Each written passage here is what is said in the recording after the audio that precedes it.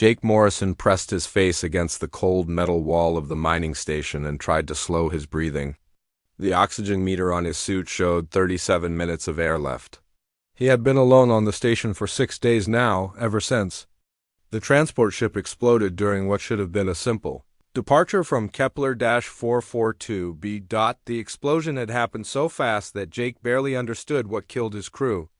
One moment they were loading mineral samples into the cargo bay, and the next moment a brilliant flash lit up the ship's engine room. The blast tore through the hull like paper, sending debris spinning into space. Jake had been in the station's sample lab when it happened, which saved his life but trapped him here. He looked at the communications panel one more time.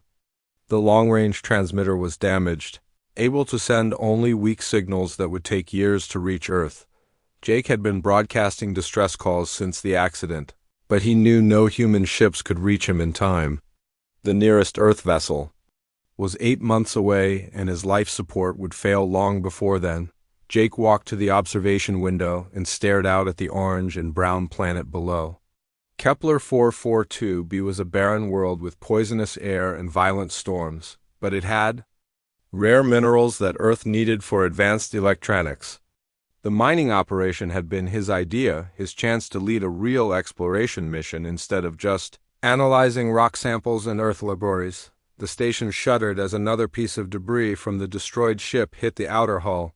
Jake had spent hours trying to repair the damaged sections, but without proper tools and spare parts, he could only patch the worst leaks. The station's main power was failing too, and soon the artificial gravity would shut down along with the heating system. He sat down at the communications desk and activated the recorder. Jake had been making daily logs since the accident, partly to maintain his sanity and partly because someone might find the station someday. He wanted them to know what happened here. Day 6 after the accident, he said into the microphone. Oxygen supply is down to 35 minutes. I've tried everything I can think of to extend life support, but the damage is too severe. The emergency oxygen tanks are empty, and the air recycling system stopped working yesterday. Jake paused and looked around the small station.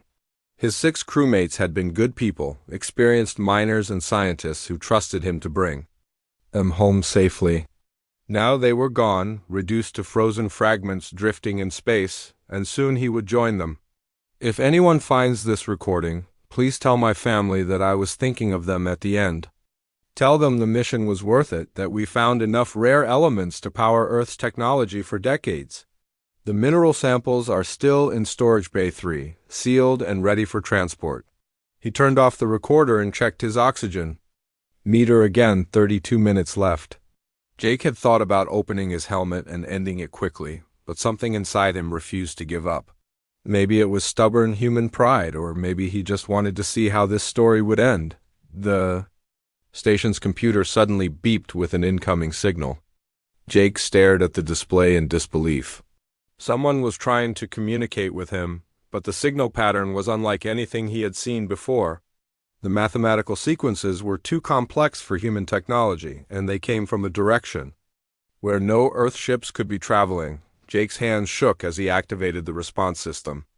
He had no idea who or what was trying to contact him, but at this point he had nothing to lose. The signal grew stronger, and the computer began translating the alien mathematics into basic concepts he could understand. Unknown station, this is exploration vessel Harmony's Edge. We have detected your distress signal and are approaching your position. Please respond if you are able to receive this transmission. The voice came through the speakers in perfect English, though Jake could tell it was artificially generated by some kind of translation system. His heart pounded as he realized he was about to make first contact with an alien species. Earth's governments had prepared protocols for this situation, but Jake had never imagined it would happen to him, alone and dying in deep space. This is Commander Jake Morrison of the Earth Mining Station Alpha 7, he said into the microphone. I am alone on this station with limited life support. My crew was killed in an accident 6 days ago, and I have less than 30 minutes of oxygen remaining. The response came quickly. Commander Morrison, we are increasing speed to reach your position. Our medical officer reports that 30 minutes may be sufficient time if you can reduce your oxygen consumption. Please remain calm and conserve your air supply. Jake laughed despite himself. Here he was, talking to aliens while slowly suffocating in space, and they were giving him medical advice. He followed their instructions anyway, slowing his breathing, and trying to stay still to use less oxygen. Through the observation window, Jake saw lights approaching from the dark space beyond the planet. The alien ship was enormous, at least 10 times larger than any human vessel he had ever seen. Its hull gleamed with a silver-blue metal that seemed to shift colors in the starlight, and gentle pulses of energy moved along its surface like a heartbeat. Commander Morrison, we are preparing to dock with your station. Please move to your airlock and prepare for emergency evacuation. Our atmosphere is compatible with human physiology, and our medical facilities can treat oxygen deprivation. Jake stumbled to the airlock, his vision starting to blur from lack of oxygen. The alien ship connected to the station with surprising gentleness, and Jake heard the airlock seals engage with a soft hiss. He had no choice but to trust these strangers who had appeared from nowhere to save his life. The inner door of the airlock opened, revealing 3 tall, graceful beings with pale blue skin and large, dark eyes. They moved with careful precision, and their expressions showed what Jake could only interpret as concern and kindness. One of them stepped forward and spoke in that same artificially translated voice. Commander Morrison, I am Chief Medical Officer Cathara. Please do not be afraid. We are here to help you, and we will not harm you in any way. Jake nodded weakly and allowed them to help him into their ship. As the airlock sealed behind him, he took his first breath of alien air and felt consciousness slipping away. His last thought before darkness claimed him was amazement that his impossible rescue had actually worked. Jake woke up in what looked like a hospital room, but everything was wrong in the most beautiful way. The walls curved smoothly without any sharp corners, and they glowed with a soft blue light that seemed to come from the material itself. The air smelled clean and fresh, like mountain air after rain, and he could hear a gentle humming sound that reminded him of whale songs. He sat up slowly and realized he was wearing a thin white garment instead of his mining suit. His body felt better than it had in weeks, not just from the oxygen deprivation but from the aches and pains that came from months of hard work in space. Whatever these aliens had done to treat him, it was far beyond anything human medicine could achieve. Good morning, Commander Morrison, came a familiar voice. Chief Medical Officer Cathara entered through a door that dissolved into the wall when she approached. Her pale blue skin had silver patterns that seemed to shift slightly in. The light and her large dark eyes showed genuine warmth. You have been unconscious for 18 hours while our medical systems repaired the damage from oxygen starvation. Jake tried to speak, but his throat felt dry. Cathara noticed immediately and handed him a cup filled with water that tasted better than anything he had ever drunk. The cup itself was made of some kind of crystal that felt warm to the touch and seemed to glow faintly. Thank you, Jake said finally. I thought I was going to die on that station. You saved my life, and I don't even know why you helped me. Cathara's expression became thoughtful. That is a question many of us are asking ourselves, Commander Morrison. Our people have strict rules about contact with species that have not yet achieved faster than light travel. Captain Veltar made a difficult choice when she decided to rescue you. The door dissolved again, and 2 more Zephyrians entered the room. One was clearly the captain, tall and elegant with silver hair and eyes that held the weight of command. The other was younger looking with golden skin markings and an expression of curious excitement. Commander Morrison, the captain said with a slight bow. I am Captain Veltar of the exploration vessel Harmony's Edge. This is Navigator the Shani. We are pleased to see you have recovered from your injuries. Jake stood up and tried to bow back, which made the Shani make a sound that he realized was laughter. Please, Commander, there is no need for formal greetings. We are explorers like yourself, and we understand the bonds that form between those who travel the stars. I still don't understand why you saved me, Jake said. You said you have rules about contact with my species. Captain Veltar looked at Cathara before answering. We detected your distress call and listened to your final messages to your family. The courage and dignity you showed in the face of certain death moved us deeply. Our core principle is the preservation of life, and sometimes that principle must override political considerations. The Shani stepped forward eagerly. Commander Morrison, we have studied your species from a distance for many years. Your people fascinate us with your determination and ability to adapt. Most species give up when faced with impossible odds, but humans seem to grow stronger. Over the following days, Jake learned more about the Zephyrians and their vast galactic civilization. There were hundreds of intelligent species spread across thousands of worlds, all connected by faster-than-light travel and advanced communication systems. The Zephyrians were respected as peacekeepers and explorers, known for their wisdom and careful approach to first-contact situations. Jake found himself spending most of his time with the three aliens who had rescued him. Cathara taught him about Zephyrian medicine and philosophy, showing him healing techniques that worked by harmonizing the body's natural energy systems. Captain Veltar shared stories of her exploration missions and the wonders she had discovered on distant worlds. The Shani was most interested in human culture, asking endless questions about Earth's history, art, and dreams of space exploration. The ship's computer had learned English from intercepted human broadcasts, but Jake was surprised to find himself picking up basic Zephyrian words and phrases. Their language was musical and complex, but it had logical patterns that his mind could follow. When he thanked Cathara in her own language, her face showed what he was learning to recognize as deep pleasure and approval. Your species has remarkable linguistic abilities, she told him. Most beings require months to learn even simple Zephyrian concepts, but you grasp them in days. Jake helped the crew with small repairs and maintenance tasks, using human problem-solving approaches that often impressed the Zephyrians. When they encountered a stuck door in one of the cargo bays, Jake suggested hitting it with a heavy tool while someone else worked the controls. The simple solution worked perfectly, but it amazed the aliens who had been trying complex technical approaches for hours. Humans think differently than we do, the Shani observed. You use intuition and creative thinking where we rely on analysis and calculation. Together, we could accomplish things neither of our species could achieve alone. The real test came when the ship's navigation system developed a serious problem. The Zephyrian engineers worked for 2 days trying to trace a mysterious error in their calculations, but they could not find the source. Jake listened to their discussions and suddenly had an idea that seemed crazy but felt right. He suggested that the problem might be caused by the ship's computer overthinking the solution. Human navigators often relied on simplified calculations that ignored tiny variables, trusting that small errors would cancel each other out over long distances. When the Zephyrians tried his approach, the navigation system immediately began working perfectly. Captain Veltar stared at Jake with something approaching awe. Commander Morrison, you have just demonstrated something we thought was impossible. Your intuitive methods complement our analytical systems in ways we never imagined.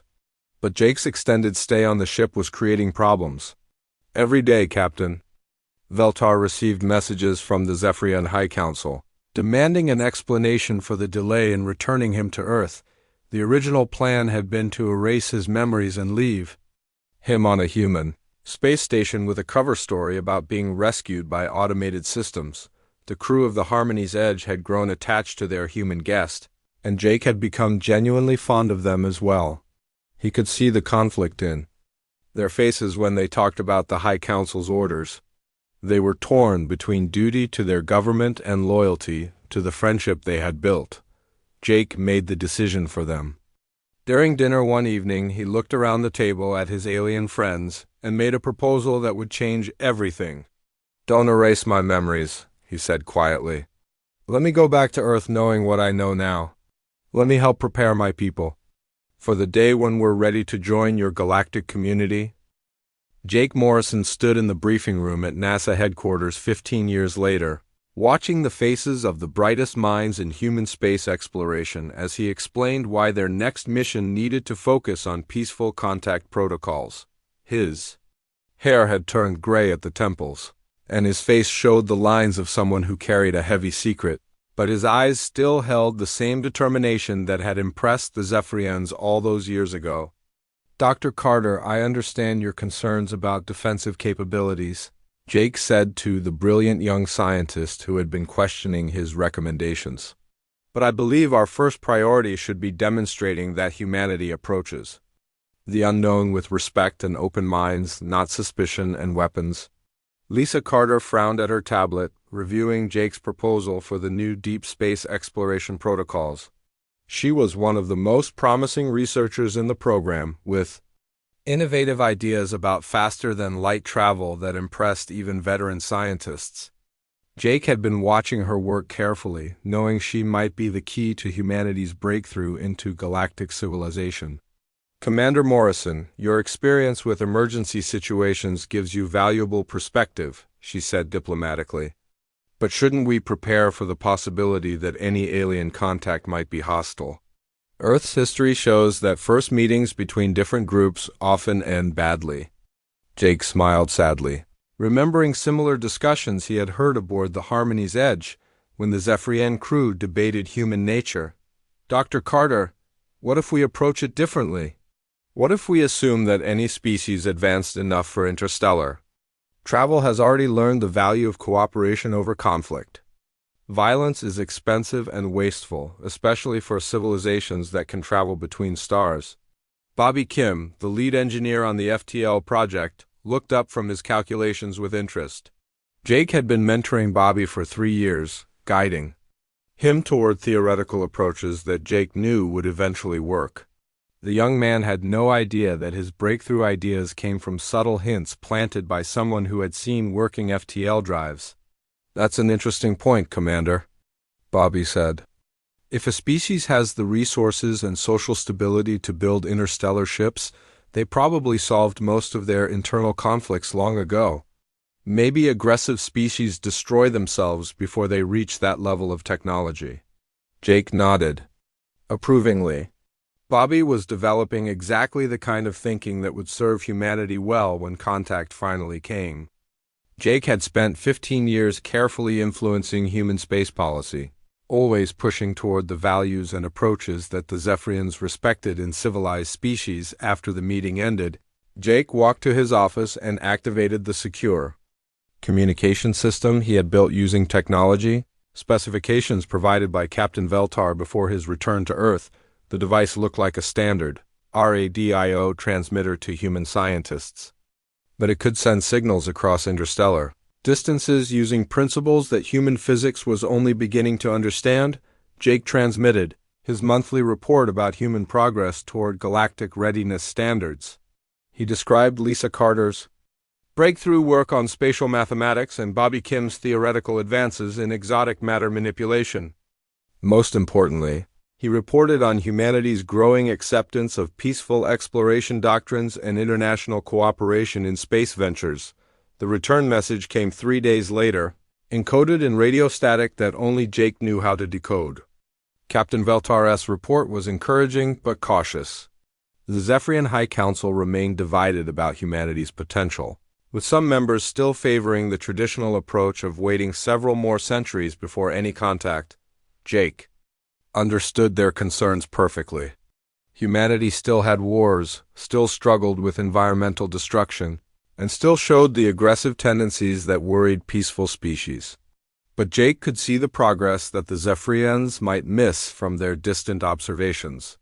Humans were learning to work together on space projects, sharing resources and knowledge in ways that would have been impossible. Just a generation earlier, his influence had been subtle but effective.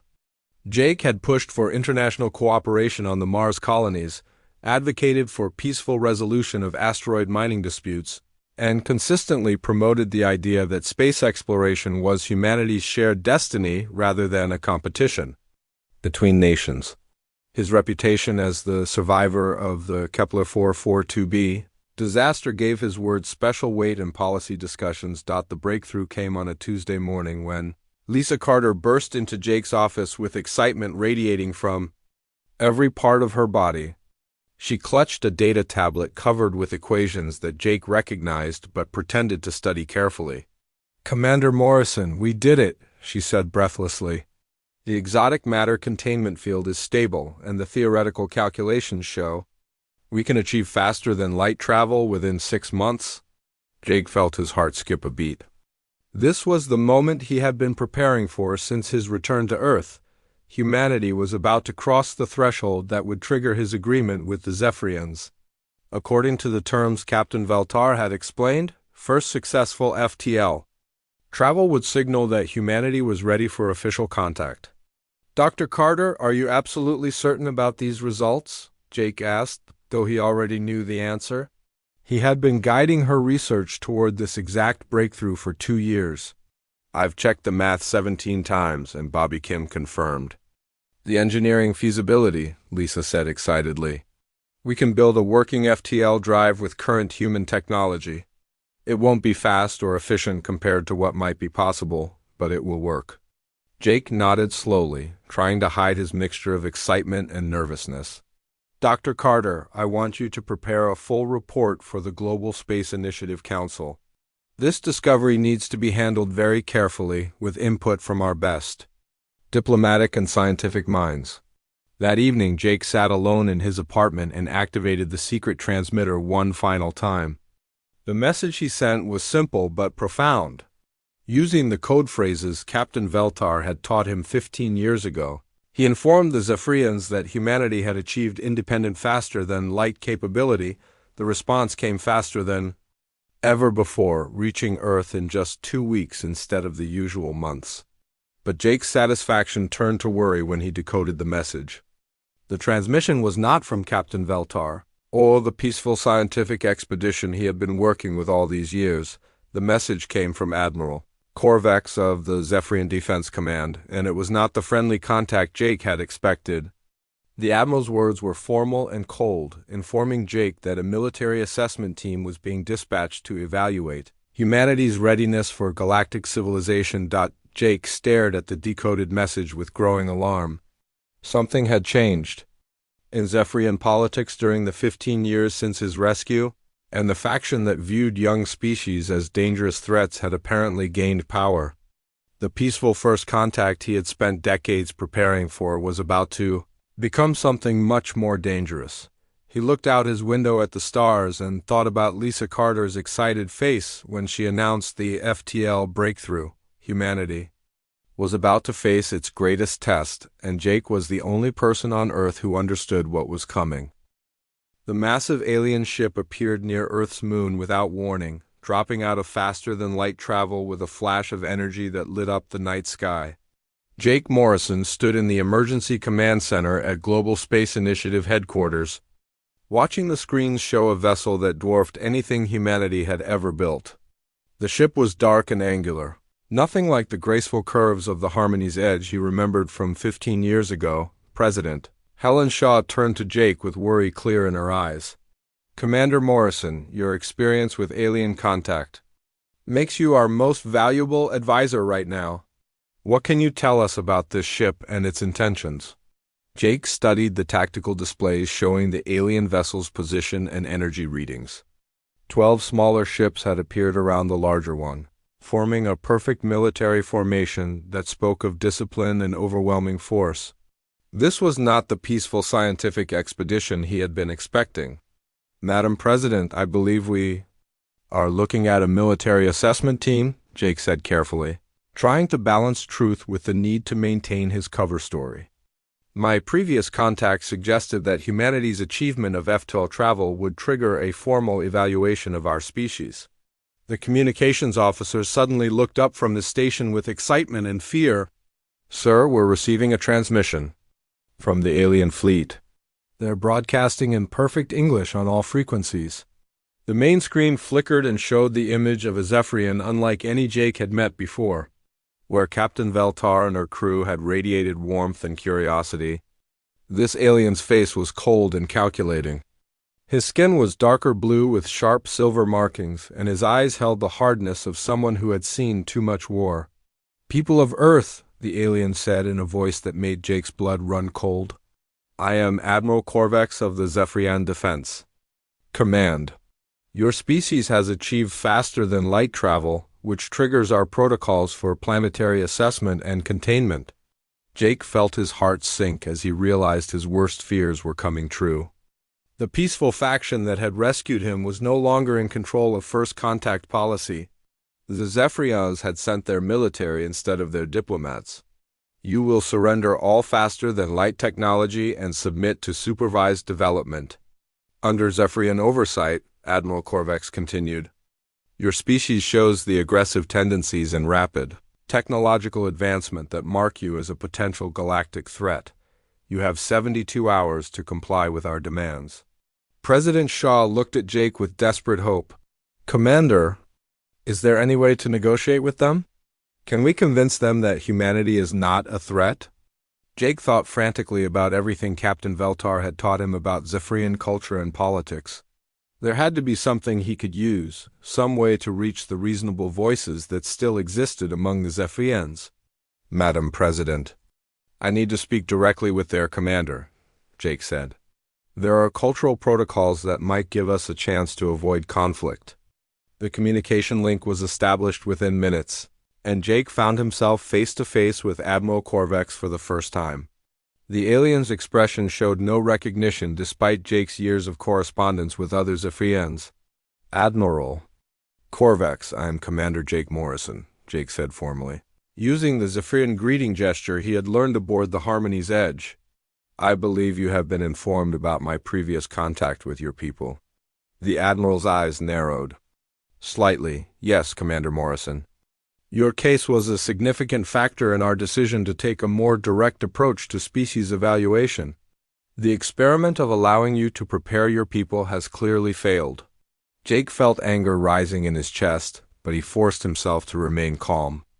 Admiral, with respect, I believe you misunderstand what humanity has accomplished.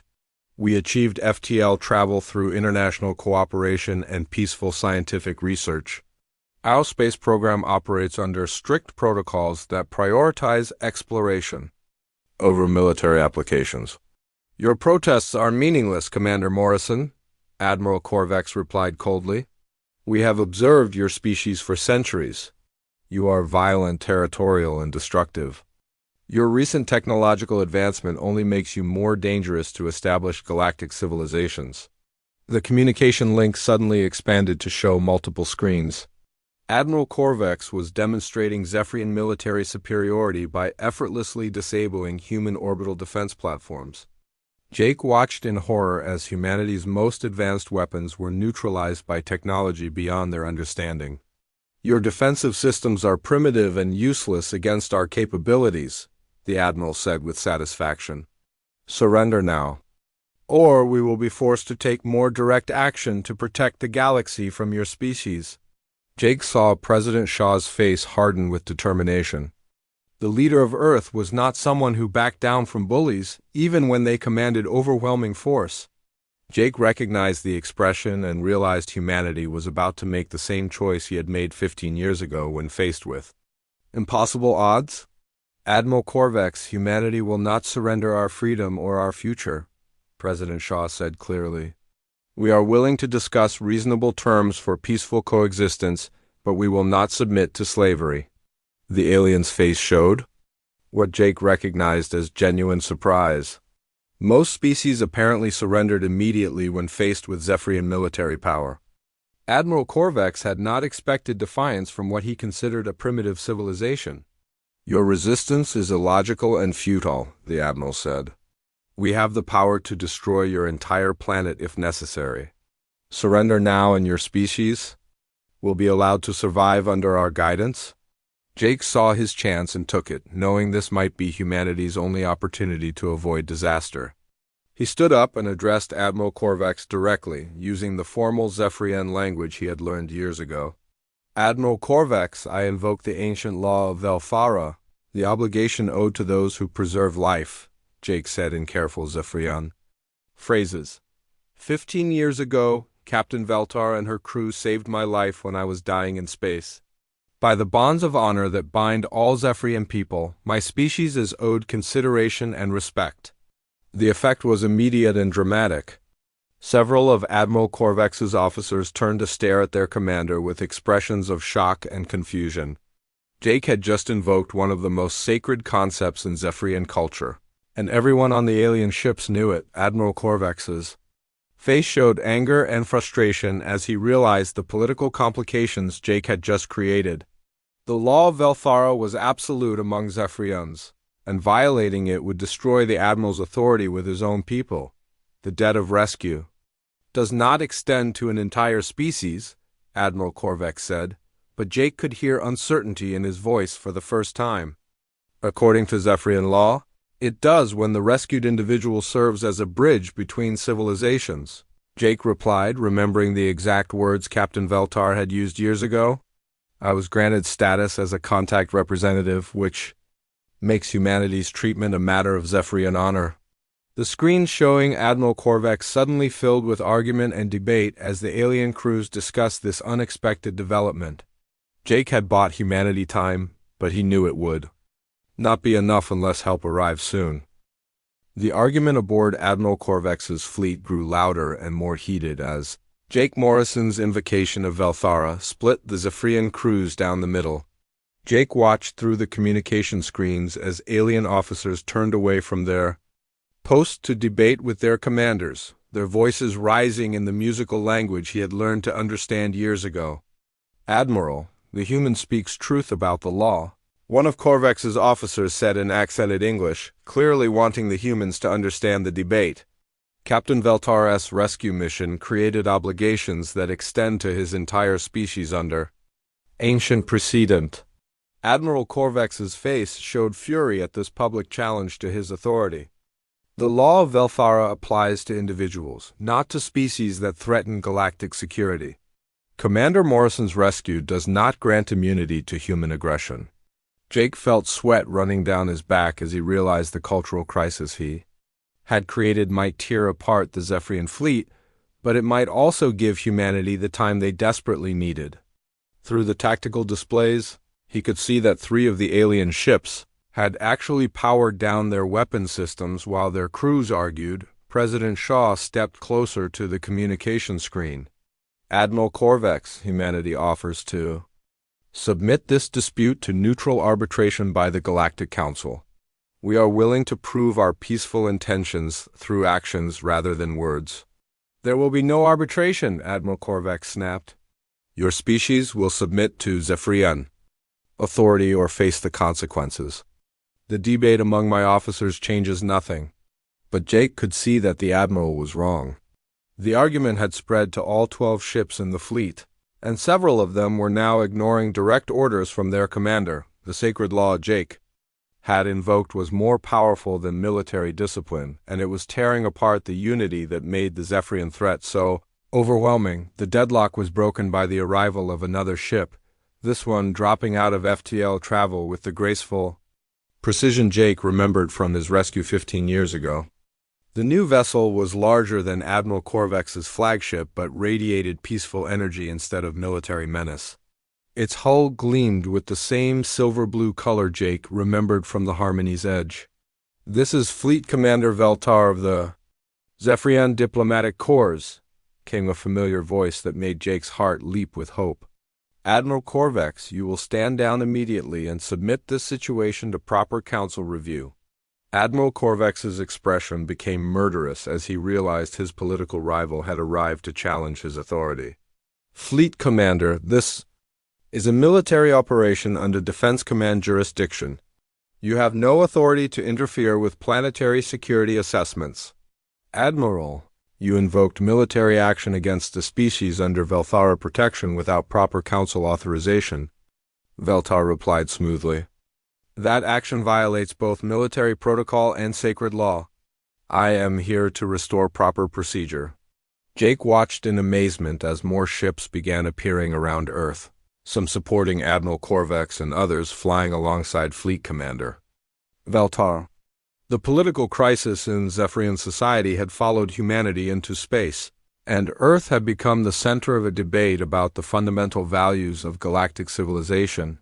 The confrontation between the two Zephyrian leaders played out on screens throughout Earth as humanity watched their fate being decided by alien politics. Jake realized that this moment would determine not just human survival, but the future direction of the entire galaxy. "Fleet Commander Veltar," Jake said, stepping forward with a slight bow in the Zephian style. "I am honored to see you again. After so many years, I have tried to fulfill the responsibilities you gave me when you saved my life." Veltar's image smiled with genuine warmth. "Commander Morrison, you have exceeded all expectations. Your influence on human space policy has been remarkable, and your species has developed exactly as we hoped when we made the decision to rescue you." Admiral Corvex looked between Jake and Veltar with growing understanding. "You planned this entire situation. You turned the human into an agent for Zephyrian interests while claiming to follow non-interference protocols." "Admiral, we gave Commander Morrison the tools to help his species develop in positive directions," Veltar replied. Calmly, the choices humanity made were their own. They chose cooperation over competition, exploration over conquest, and dignity over surrender when faced with your ultimatum. The debate that followed was broadcast across dozens of worlds as the Zephyrian political crisis played out in full view of galactic civilization. Jake listened to arguments about species development, the nature of intelligence, and the responsibility of advanced civilizations to guide younger races. His rescue 15 years ago had become the center of a fundamental debate about how the galaxy should work. The crisis reached its peak when Admiral Corvex ordered his loyal ships to begin bombardment of human space installations. But as the weapons charged, half his fleet refused to fire. The sacred law Jake had invoked had created a moral rebellion that split the Zephyrian military in real time. Commander Amy Rodriguez, who had been Jake's student at the Space Academy, made the decision that changed everything. Leading a small fleet of human ships, she flew directly between the Zephyrian vessels and Earth, using her ships as shields to protect the planet while refusing to fire the first shot. "Admiral Corvex, humanity chooses courage over surrender and protection of our world over aggressive action," Rodriguez transmitted. "We will defend ourselves if attacked, but we will not start a war that could destroy both our civilizations." The tactical brilliance and moral courage of Rodriguez's action impressed even the hardline Zephyrian officers. Her ships were hopelessly outgunned, but her willingness to sacrifice herself to protect both species while refusing to escalate the conflict demonstrated exactly the kind of character that peaceful civilizations respected. Jake watched with pride as his student made the choice that proved humanity deserved a place among the stars. Dr. Lisa Carter and engineer Bobby Kim joined Rodriguez in space, bringing the FTL technology that had started the crisis, but offering to share it freely with any civilization that chose peace over war. The resolution came when Admiral Corvex's own crew refused to fire on the human ships. The sacred law Jake had invoked, combined with humanity's demonstration of courage and restraint, had convinced even the military hardliners that Earth deserved a chance to prove itself. "Fleet Commander." Veltar's diplomatic solution created a new model for galactic civilization. Humanity was granted provisional membership in the Galactic Cooperative, with the Zephyrians serving as sponsors and mentors.